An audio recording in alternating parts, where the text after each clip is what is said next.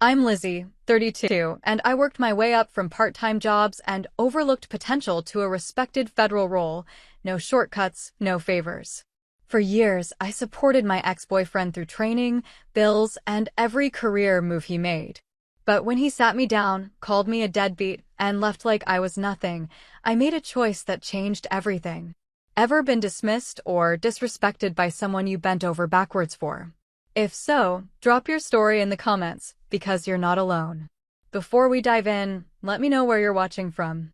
And if you've ever had to rebuild after someone wrote you off, hit like and subscribe for more true stories about standing tall and getting the respect you deserve. What happened next, you'll want to hear. My name is Lizzie, and if you'd met me during my sophomore year at Montgomery State, you'd have seen someone constantly in motion.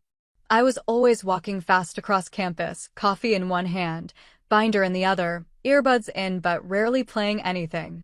Just a shield, really.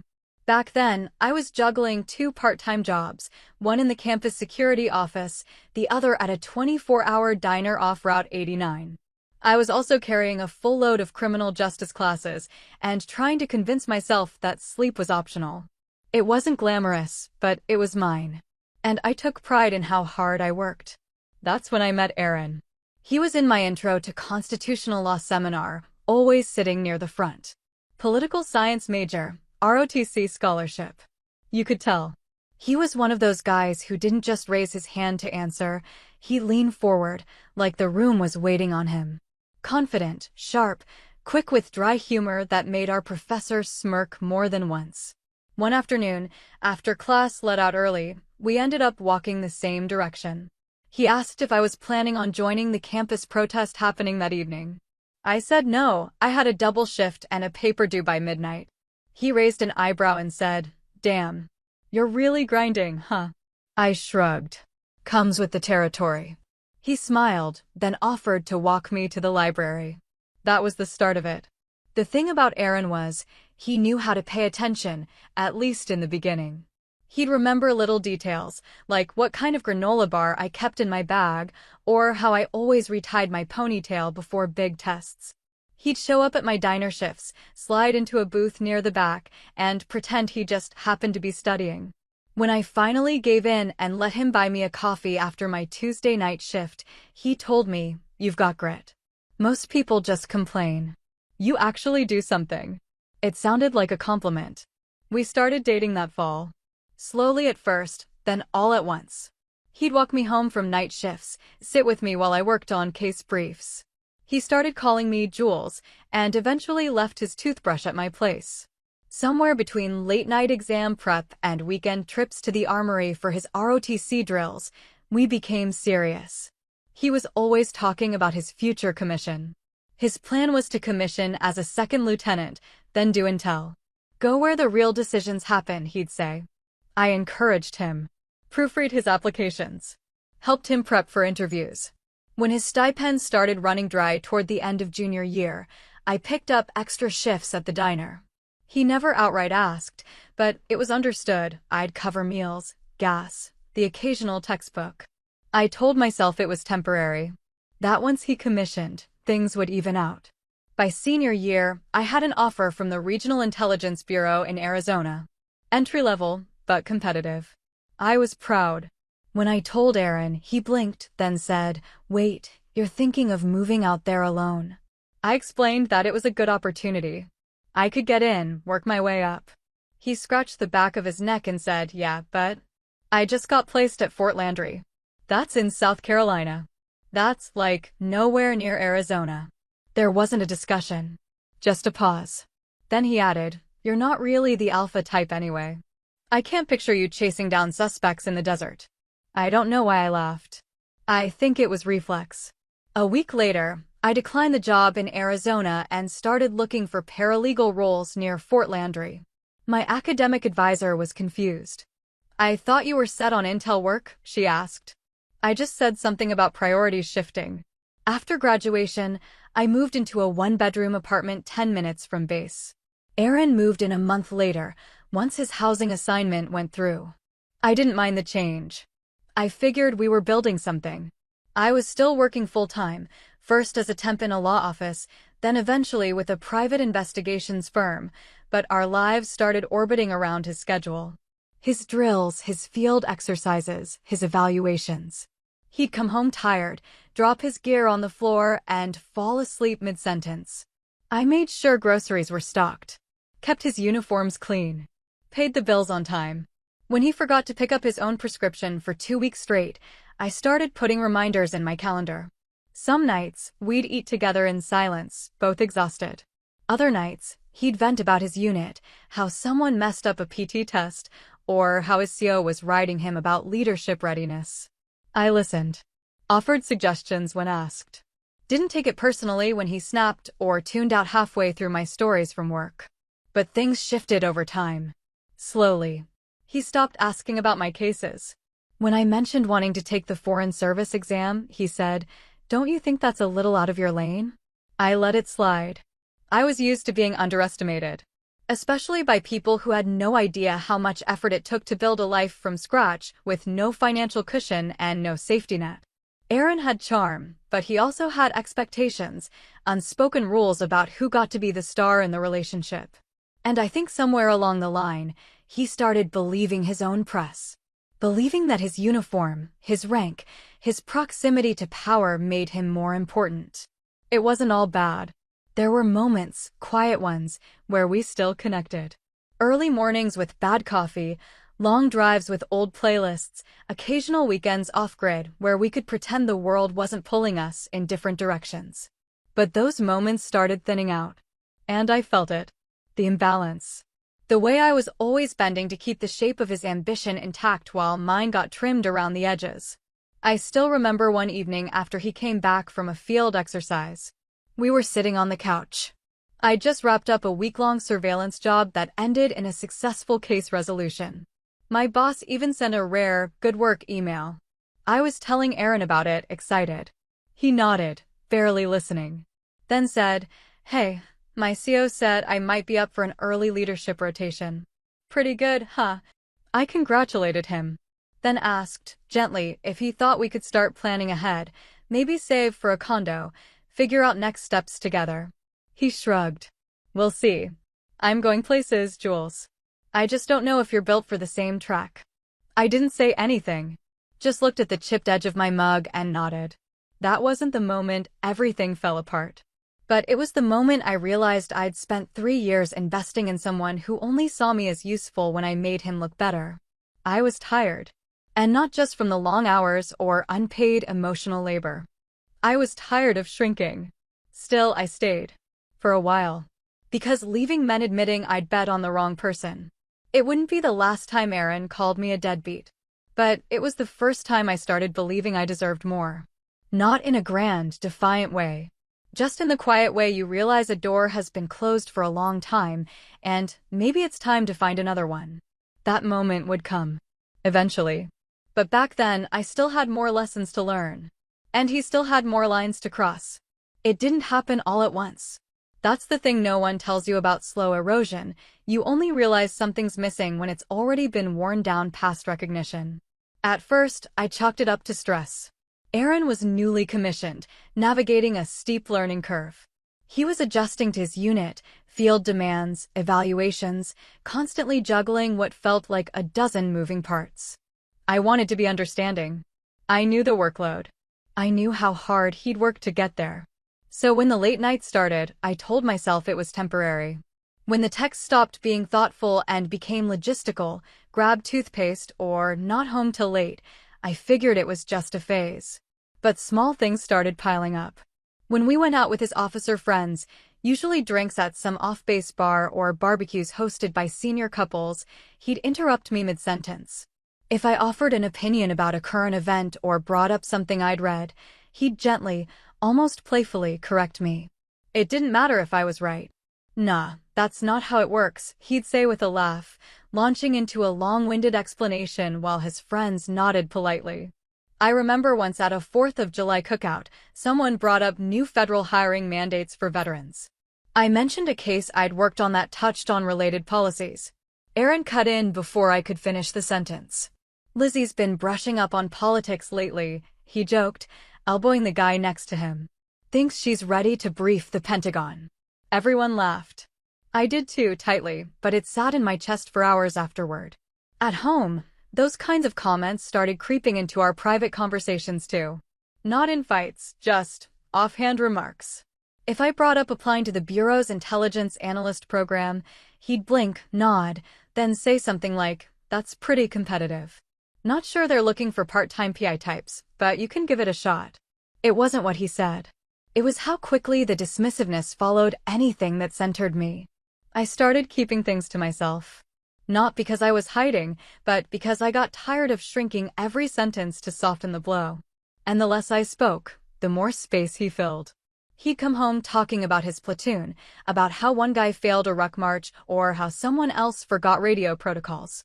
It was always framed as leadership stress, responsibility he carried alone. Sometimes it's like babysitting grown men, he said one night as he kicked off his boots and dropped his pack by the door. I swear, they hand out commissions to just anyone now. You mean like they handed one to you? I teased gently, trying to keep things light. He didn't smile. Difference is, I'm built for it. I don't remember what I said after that. I think I just walked into the kitchen and started rinsing out a mug that didn't need rinsing. The shift was subtle, but unmistakable. He started spending more time at the base. At first, it was night drills and planning meetings. Then it became casual after-hours catch-ups with his CO. The hours stretched longer. By the time he got home, he was too tired to talk, and I'd already given up on waiting to eat dinner together. We existed in the same space, but it felt like two separate lives running in parallel. He said I wouldn't understand the pressure. That was his go-to when I asked about spending more time together. You're not in it, Jules. You don't know what it's like to have real responsibility. The kind that affects lives. I didn't point out that I'd spent the week working on a case involving a missing teen. That my job required me to comb through surveillance, interview witnesses, coordinate with underfunded departments across 2 counties. I didn't say any of that, because somehow, nothing I did ever seemed to count. I noticed he'd started following a certain kind of woman on social media. At first, it was just a few profiles. Mostly spouses of officers in his command chain. I didn't think much of it. But then I started seeing more accounts, women with big eyes, polished hair, picture-perfect homes decked out in red, white, and blue. Their bios were always some version of army wife, boy mom, prayer warrior. They posted photos of their husbands in uniform, hashtags like hashtag proud military spouse and hashtag duty first. It wasn't jealousy. It was more like a slow recognition that Aaron was starting to idealize a very specific mold, one I didn't fit into. I didn't host potlucks or decorate with star-spangled centerpieces. I didn't wait by the door in curls and pearls. I worked. I was tired. I didn't perform patriotism the way those accounts did. He never brought it up directly, but I could feel it. The unspoken comparison. The way he'd leave those posts open on his screen when I walked in, or how he once commented, "A lot of these women make the service look effortless." Kind of nice, right? I didn't respond. A few weeks later, I told him I was thinking seriously about applying to a federal law enforcement program I'd had my eye on since college. It was a long shot, I knew that. But it was the kind of leap I'd been preparing for quietly. Studying on weekends, updating my resume, talking to mentors who believed I had what it took. When I brought it up over dinner, he didn't even look up from his plate. "You can try," he said, casually. "But we both know you're not exactly going places." He said it like he was commenting on the weather. No malice, no venom. Just certainty. I don't remember chewing after that. Just staring at my fork, wondering how many other things he'd decided for me. That night, I laid awake in bed while he snored beside me, dead to the world. I stared at the ceiling and thought about the Arizona job I'd turned down. The applications I'd paused. The years I'd spent making myself smaller, more convenient. I wasn't hurt. Not in the way I expected to be. I was tired. Tired of being the sidekick in my own story. There wasn't some big explosion after that comment. No shouting match, no dramatic walkout. I brushed my teeth like normal. Got dressed for work the next morning. Kissed him on the cheek before I left. But something in me had already shifted. I'd spent 3 years supporting Aaron's goals, financially, emotionally, logistically. I'd deferred offers, changed cities, absorbed slights that chipped away slowly. And now he'd said out loud what he'd likely believed for a long time. That I wasn't going anywhere. He was wrong. He just didn't know it yet. And neither did I. Not fully. But the groundwork for that realization had been laid. Not in some single grand gesture, but in the thousand small moments of silence, dismissal, and casual disrespect. And once you learn to recognize those moments, you can't unsee them. Even when love is still technically in the room. It was a Tuesday. Not that the day mattered, but I still remember the way the evening light hit the corner of our living room, how the shadows from the blinds made stripes across the floor. I'd just come back from work, nothing unusual, just a standard surveillance job that had wrapped up early. I picked up takeout on the way home and was still in my jacket when Aaron walked in from the other room. He wasn't in uniform. Just sweats and a faded t-shirt from some leadership retreat his unit did last fall. He was standing still, which was rare. Arms crossed, one foot turned slightly outward like he was bracing for something. I asked if everything was okay. He nodded once, then said, "Can we talk for a second?" I didn't sit down. He did. On the edge of the couch, spine straight, posture a little too formal for our living room. I kept waiting for a preamble, something about how work had been stressful or how we needed to figure out a better schedule. But it came out flat. Not cruel. Just cold. "This isn't working," he said. I stared at him, trying to figure out what this meant. The day? The conversation? Us? "I'm moving forward," he added. "You're stagnant." It took a second to process. I asked him what that meant, what he was really saying. He exhaled like I'd missed the obvious. "You're a deadbeat, Lizzie." The word landed heavy. Not loud. Not shouted. Just placed. Like a paperweight dropped on a stack of everything we'd built together. He kept going. "Be honest. You peaked when you got that community college degree. You've been treading water ever since. You don't really want more. You just want to talk about wanting more." I think I blinked once, then twice. My mouth opened slightly, but nothing came out. There wasn't a comeback forming. No big monologue. Just a sudden, sharp clarity about who I was sitting across from. He didn't say anything else. He'd said what he came to say. No questions. No space for me to counter or cry or even argue. I stood there for a full minute, waiting for something. A flicker of guilt. A hesitation. Nothing.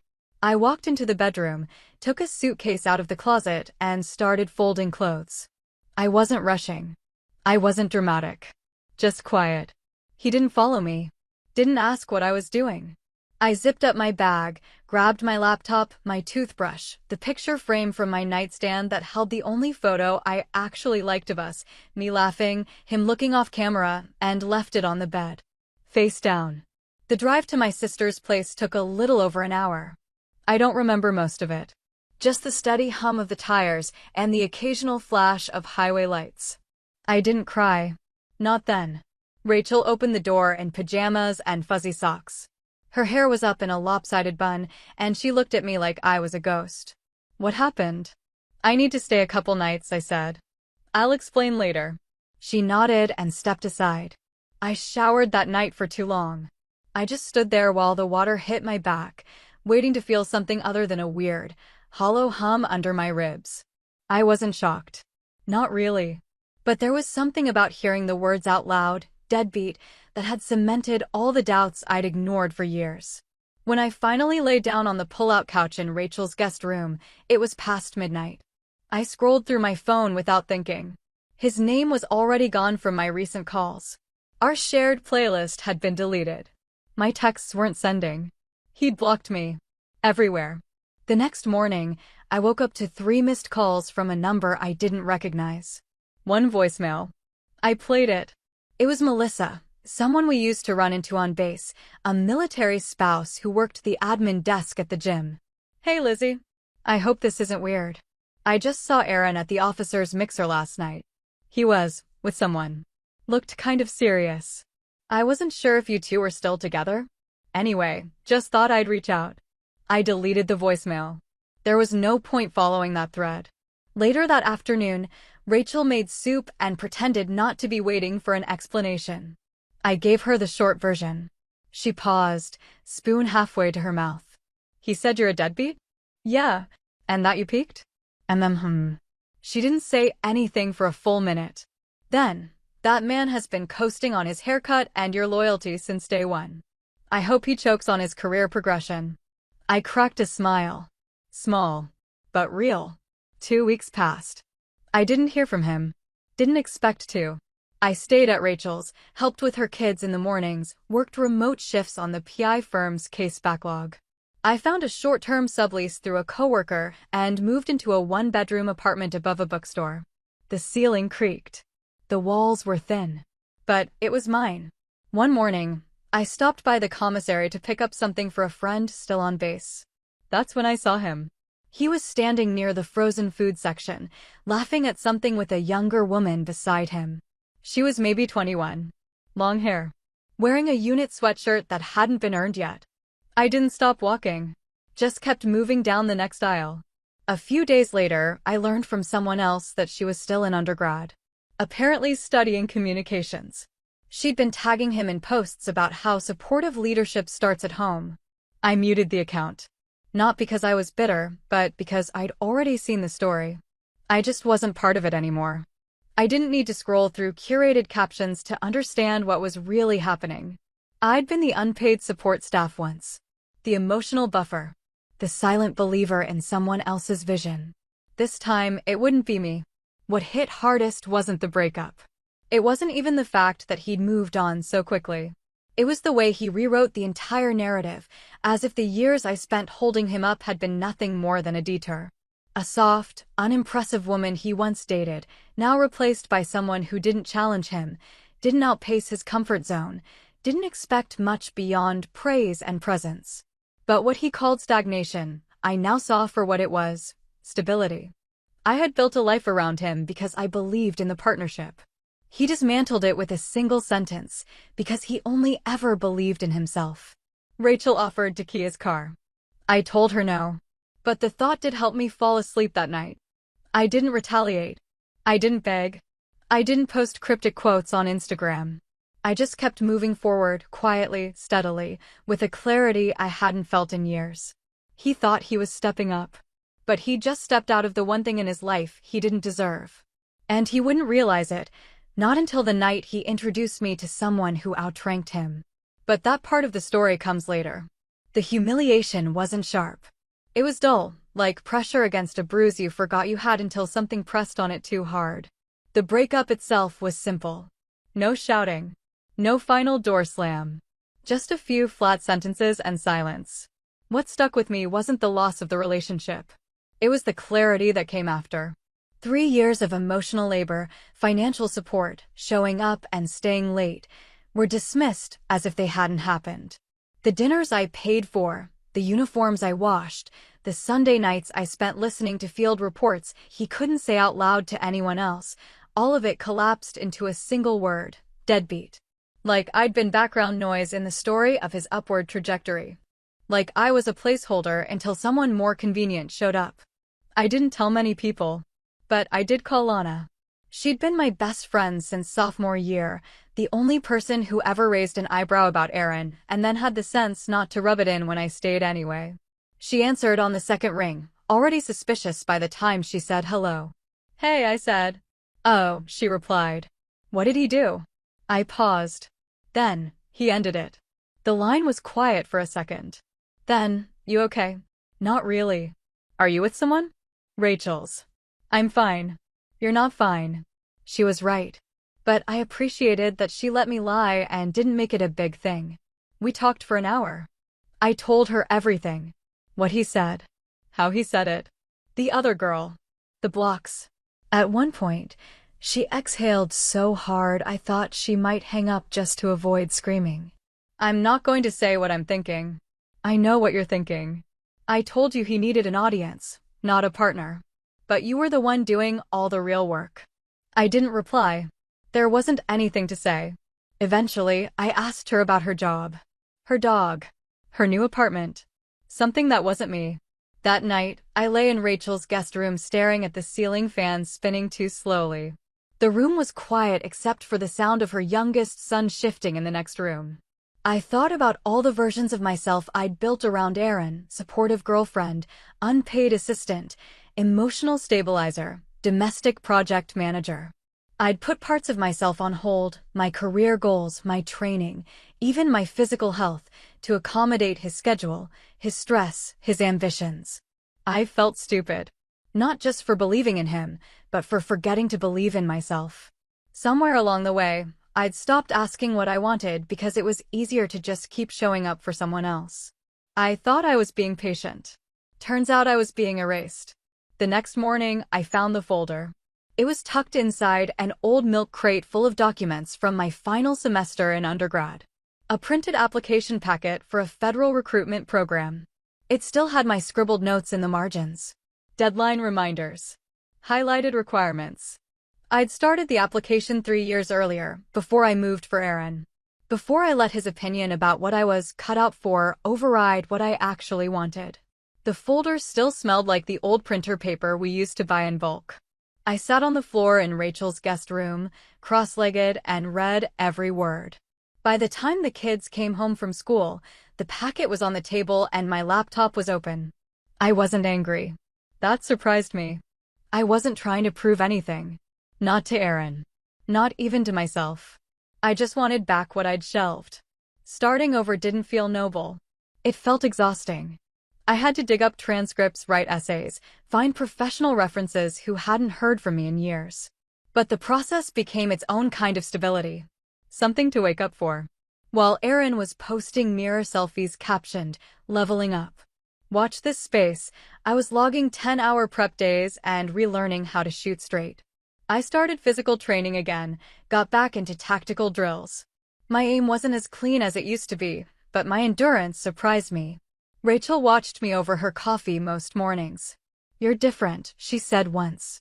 Not like a total personality change. Just quieter. "I don't have energy for noise anymore," I said. She nodded. "Good. Keep it that way." I stopped checking his socials. Not in a defiant way. More like quitting sugar. You don't really miss it once you remember how clear things taste without it. The girl he was dating now, Amanda, I think, had a highlight reel full of base picnics, military balls, and those over-filtered photos that people take in parking lots at sunset. She had a ring within 6 months. He liked to move quickly when there was an audience. I didn't care. I was too busy memorizing interview material, refining my weapons quals, and reminding myself that survival wasn't the goal anymore. It had to be more than that. I didn't want to just get by, I wanted to lead. The rejection had stripped me clean. Of illusions. Of softness. Of the impulse to wait for recognition that was never going to come. But it also gave me back my name. I wasn't Erin's girlfriend. I wasn't someone's support system. I was Lizzie again. I was the girl who'd once finished a forensics simulation 2 full hours ahead of everyone else in her class. The one who could hold her ground in an interrogation lab. The one who used to dream of field assignments in places where nobody knew her history. Lana helped me prep for the interview panel when the time came. She set up mock scenarios, grilled me on case law, and made me rehearse my story until I could tell it like it belonged to someone else. "You're ready," she said, closing her laptop after our 5th round. "More than ready. Just don't downplay what you've been through. They'll hear it in your composure. You don't need to narrate the fire to prove you walked through it." I nodded. When the acceptance email came in, I didn't scream or cry. I just sat on the edge of my bed and let the stillness wash over me. My training started a month later. Early mornings. Cold evaluations. Long hours spent in boots that never quite fit right. I was one of the oldest in my group. Not by much, but enough to notice the difference. They asked me once what made me want to do this now. I didn't have an answer that made sense to anyone who hadn't stood quietly in a room while the person they loved told them they weren't going anywhere. So I said, it was time. And it was. Because while Erin polished his medals and told Instagram he was becoming a better man, I was becoming something else entirely. I wasn't just moving on. I was building something. Quietly. Deliberately. Without him. And this time, no one would have the power to decide whether I was worth it. I finished the program in early spring. There was no ceremony, no pictures, no social post with a caption about rising from the ashes. I got the certificate, shook a few hands, and went home alone. That night I ordered cheap takeout, turned off my phone, and let myself sit in the silence. I picked the lowest profile assignment on the list. It was in a small regional hub, not glamorous, not central to anything, but it was real work. Quiet, steady, necessary. The kind of assignment that didn't come with applause, but required every ounce of discipline. I accepted without hesitation. The only person I told was Lana. Everyone else just assumed I was doing contract work and investigations. I didn't correct them. It wasn't about secrecy, it was about peace. After spending years watching someone else broadcast every small achievement for validation, I wanted something different. Something that didn't need an audience. I wasn't interested in announcing my worth. I just wanted to do the job. The early weeks on assignment were a blur of long hours, dry reports, and high expectations. The work demanded precision, both in analysis and conduct. It wasn't enough to know things. You had to know them without anyone knowing you knew them. No mistakes. No dramatics. No ego. It suited me. I'd gotten used to operating in the background. But now, for the first time, it was by design. No one was standing in my way. No one was dismissing me mid-sentence or reminding me how unlikely it was that I'd succeed. I kept my head down and passed every qual on the first attempt. I scored high on my psychological assessments and completed a secondary certification in counterintelligence protocol. When they offered me a shadow assignment reviewing flagged personnel files, I said yes. It wasn't flashy, but it was trusted work. It meant they believed I could keep things to myself and keep them straight. Meanwhile, life outside my work stayed quiet. I kept the apartment above the bookstore, upgraded the locks, and started running again. Nothing intense, just long, steady jogs with no music, letting my thoughts catch up with me in pieces. I didn't think about Aaron often. But when I did, it was usually in short, clean flashes. His laugh at some bar. His voice correcting me in front of people. His silence when I told him I wanted more. That version of him didn't feel like someone I missed. He felt like a closed chapter. But closed chapters have a way of slipping notes under the door. It started with a text from Lana. Just a screenshot. A post from someone we both knew on base. The caption read, "Last night's formal was eventful." A photo followed, Aaron, glass in hand, face flushed, clearly mid-sentence, while a superior officer beside him stared off in visible discomfort. The comments weren't kind. A few hinted at drama. A couple joked about someone forgetting how to shut up. I didn't reach out. I didn't need to know more. But a week later, the rumor landed more directly. One of the techs in my office had a cousin stationed near Aaron.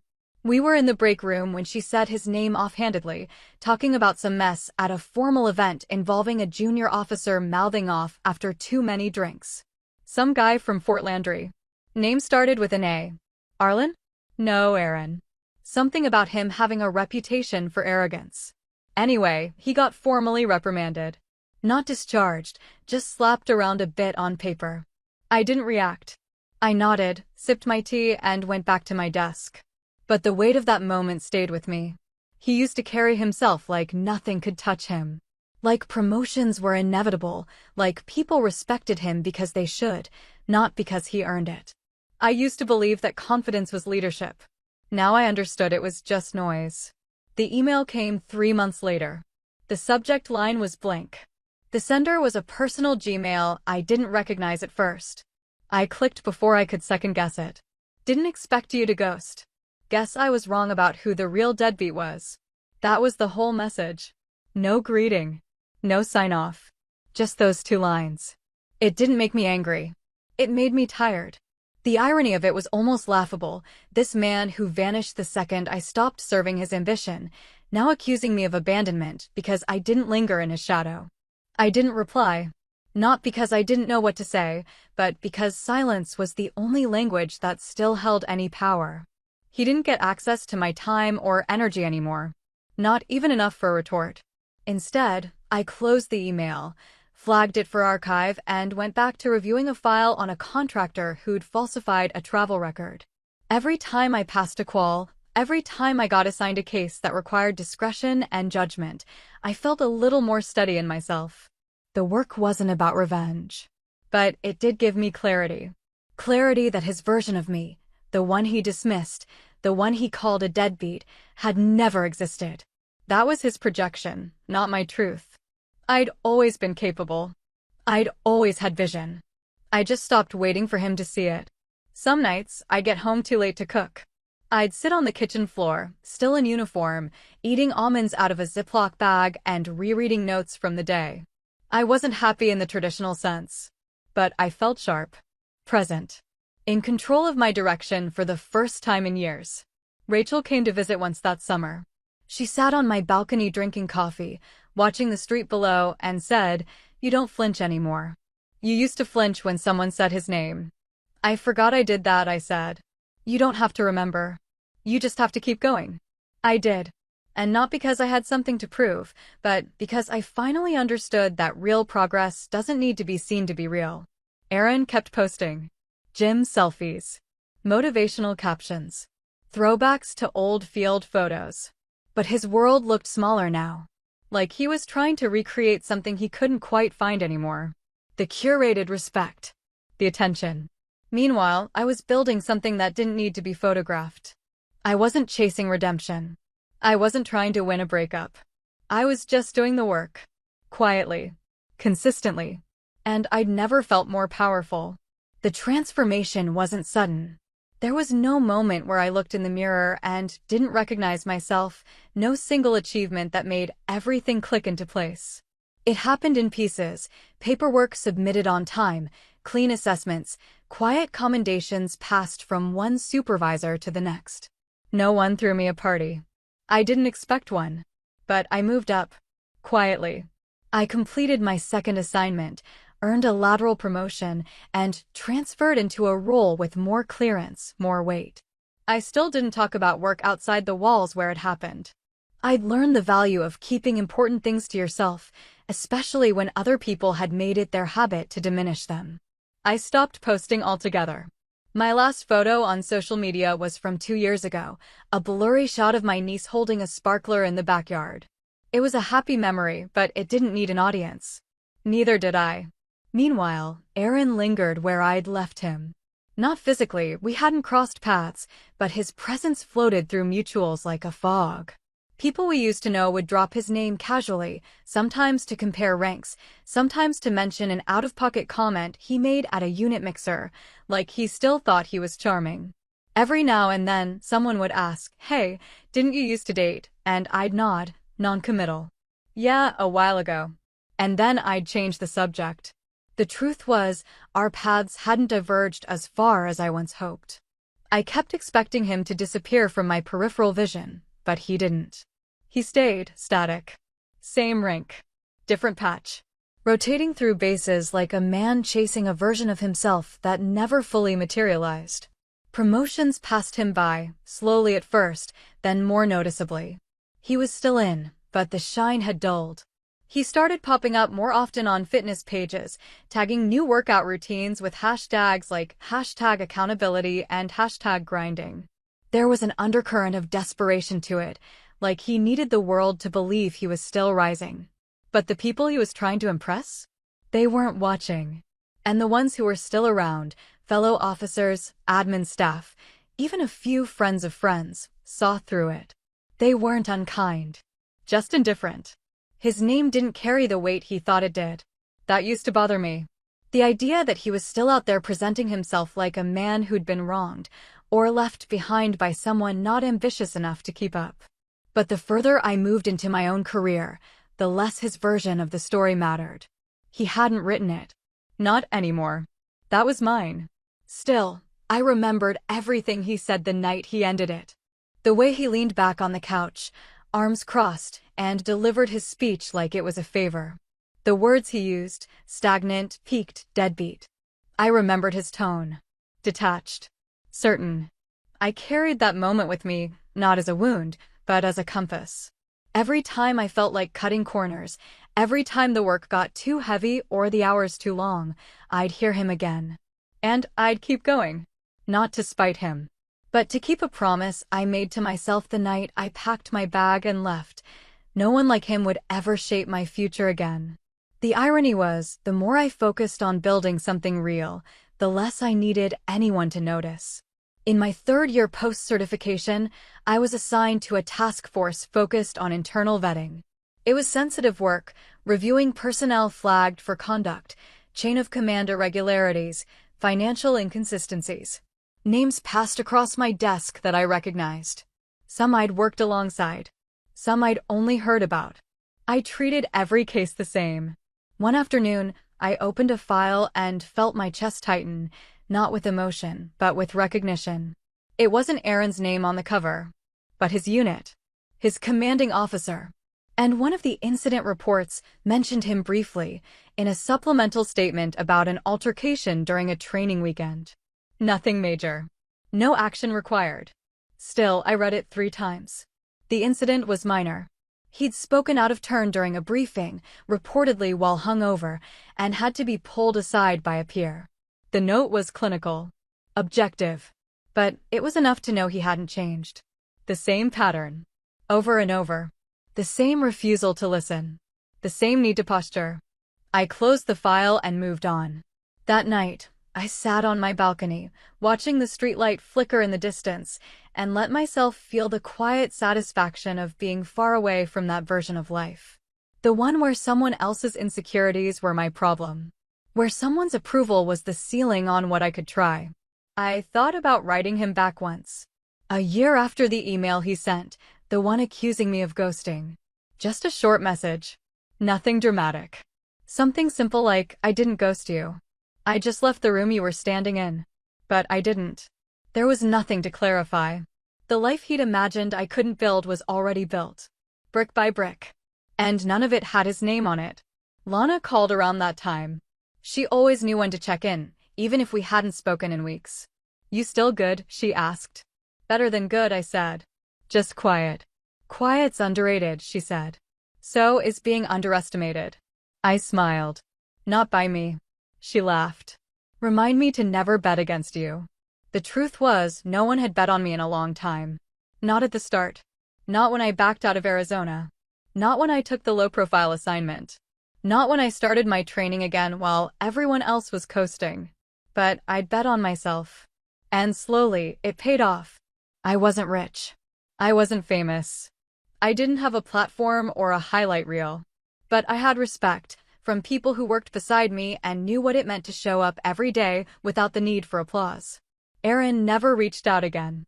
Last I heard, he was still active duty, still chasing his next move. Still trying to find someone who'd see him the way he insisted he be seen. I didn't need to follow his updates. I already knew how the story went. I'd seen enough people like him to recognize the arc. They talk about going places, but they only ever go in circles. I don't feel angry anymore. Just grateful I stepped off that ride when I did.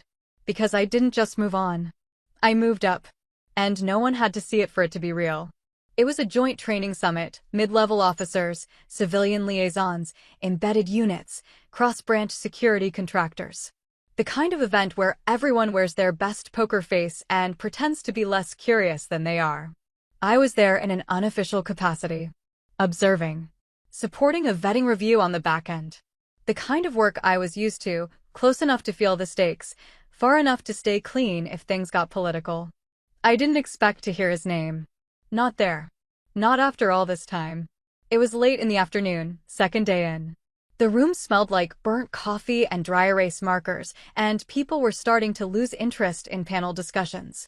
I was standing by a catering table, half listening to a conversation about clearance upgrades, when someone tapped my shoulder.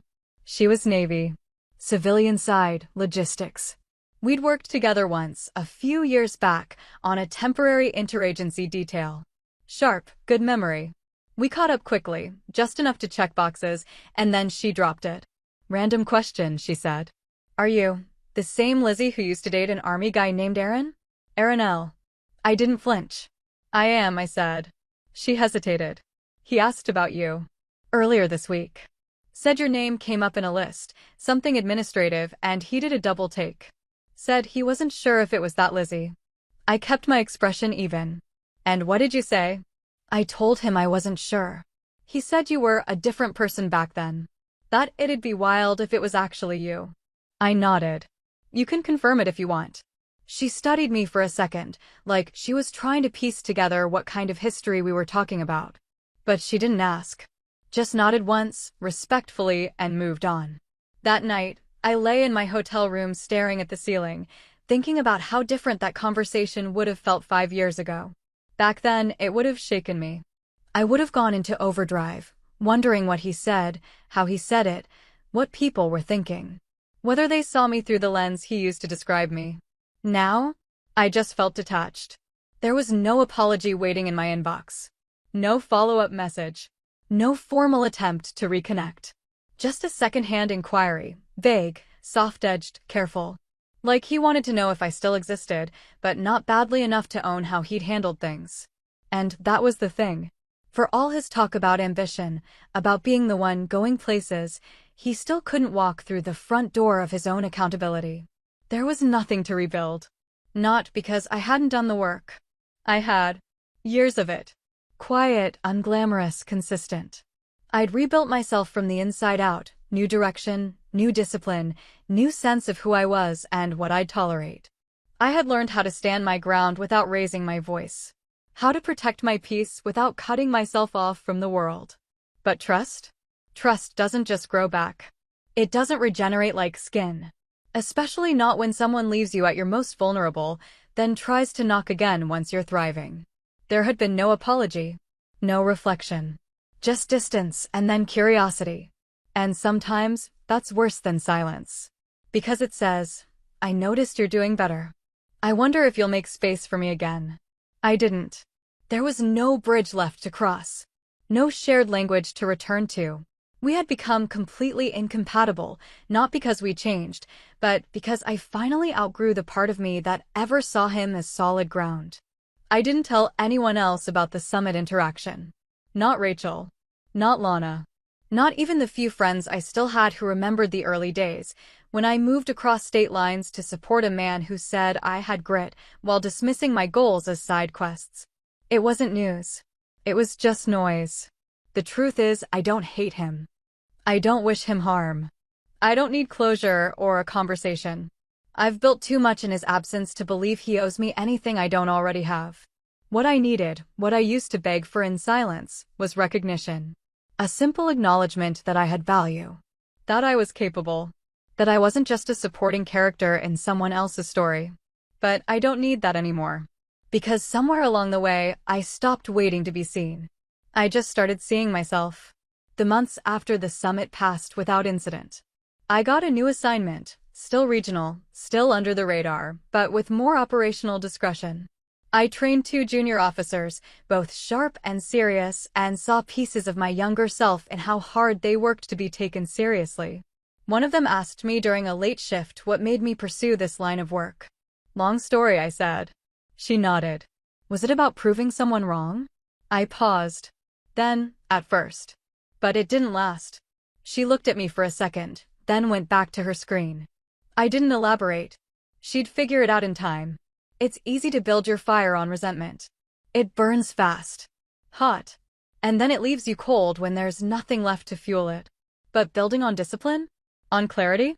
On a quiet refusal to be defined by someone else's limitations? That lasts. Aaron may still be out there, telling versions of our story that make him feel better. Maybe I was a cautionary tale in his mind. The girlfriend who didn't keep up. The one who left when things got tough. The one who stopped being useful and started being inconvenient. But I don't exist in that story anymore. I live in the one where I kept my file clean. Where I showed up to work that didn't come with trophies. Where I moved up without the world watching. Where the people who matter salute me and call me ma'am. And not because I demand it, but because I earned it. 6 months ago, I attended a military ball, not because I wanted to, but because I was assigned to. It was part of an interagency networking initiative, the kind of event where your presence matters more than your comfort. I wore the dress uniform. Simple. Standard. Nothing embellished. Badge visible. Most of the people there didn't know me. Which was fine. I wasn't there to be known. I was there to represent my agency, my division, the work. It wasn't glamorous, but it was the kind of night that left a paper trail. Who stood where? Who spoke to whom? Which departments showed up and who they brought with them? I stayed close to a few colleagues. Mostly talked shop. We rotated between polite conversation and scanning the room, watching for senior leadership. At some point, a brass band struck up a formal tune, and the clinking of cutlery gave way to a quieter energy, more formal, more observant. That's when I saw him. Aaron. He walked in wearing his dress blues. Hair trimmed sharp, same posture I remembered, chest forward, eyes scanning. He was with another officer, older, higher ranking. Someone with medals that meant something. Aaron looked smaller next to him than I remembered. Not physically. Just less inflated. I watched him notice me. There was this slight hitch in his step. Not a stumble, he recovered quickly, but enough that I knew he hadn't expected to see me there. Definitely not in uniform. Definitely not standing where I was, talking to the people I was talking to. He approached. I didn't move. Didn't brace. Lizzie, he said, stopping just in front of me. Wow. I didn't know you'd be here. He had that look on his face. The one people wear when they're trying to land on the right tone. Like he wasn't sure if I'd greet him with a handshake or a slap. I nodded once. Neutral. He turned to the man beside him, clearly wanting to do some casual introductions, maybe slip back into that old charm routine that used to work when he needed to appear connected. Sir, this is Lizzie. We used to date. But the commander didn't wait. He looked at me directly. Measured. Then stepped forward and snapped a crisp salute. Ma'am, he said. Good to see you. That's all. Not miss, not agent. Not, you must be the +1. Ma'am. I returned the salute, steady and clean, held it just long enough to signal recognition, then nodded once and turned back to my colleagues. I didn't look at Aaron again. I didn't have to. In that one exchange, everything he'd ever said about me, the doubts, the put-downs, the cheap jokes, dissolved under the weight of that one word. Ma'am. It wasn't just protocol. It wasn't about gender. It was about respect. Real respect. The kind that doesn't get handed out because you showed up in the right uniform or smiled at the right people. The kind you earn. Quietly. Over time.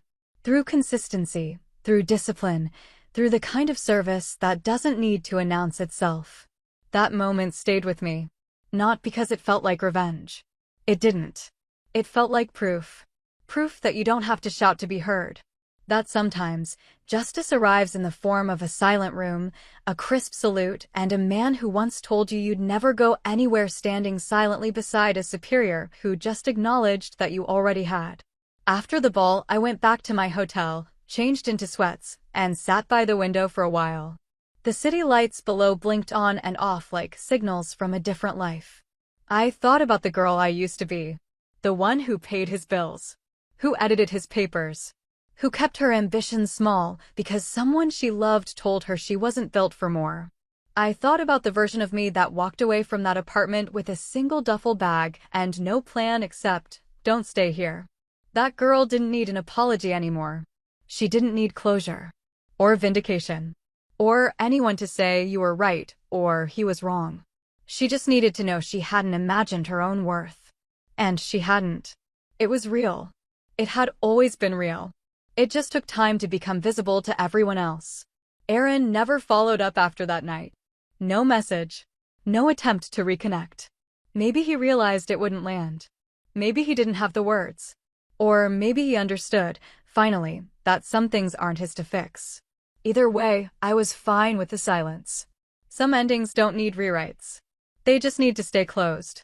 Since then, things have continued quietly. I moved into a new assignment, more responsibility, more clearance, less room for error. The kind of work that people assume is done by someone older, someone with more visible accolades. But I don't need to match expectations. I just meet the standard. And then some. A few weeks ago, one of the junior officers I mentor asked me if I'd ever felt underestimated. I said once. She waited for more. I didn't offer it. Because some stories aren't cautionary tales. They're reminders. That being dismissed doesn't mean you don't have value. That being told you peaked doesn't mean you've plateaued. That someone calling you a deadbeat doesn't make it true. Especially when the people who matter, the ones who actually know what it takes to rise, see you and call you what you've earned. Not because of who you dated, or who you used to be, but because of who you are now. That's the legacy. Not the titles. Not the clearance levels. Not the commendations that stay buried in a personnel file somewhere. The legacy is walking into a room where you were once underestimated and having the highest-ranking person there look at you and say, "Ma'am." No explanation needed. No history required. Just that one word. And everything it means. Thanks for watching. Have you ever had someone underestimate you, only to eat their words later? Or had a moment where your hard work finally spoke louder than their doubt? Share your story in the comments. I read every one. And if you've ever been called something you knew you weren't, only to prove them wrong by living well, hit that like button and subscribe for more true stories about rising above, staying quiet, and letting your success speak for itself.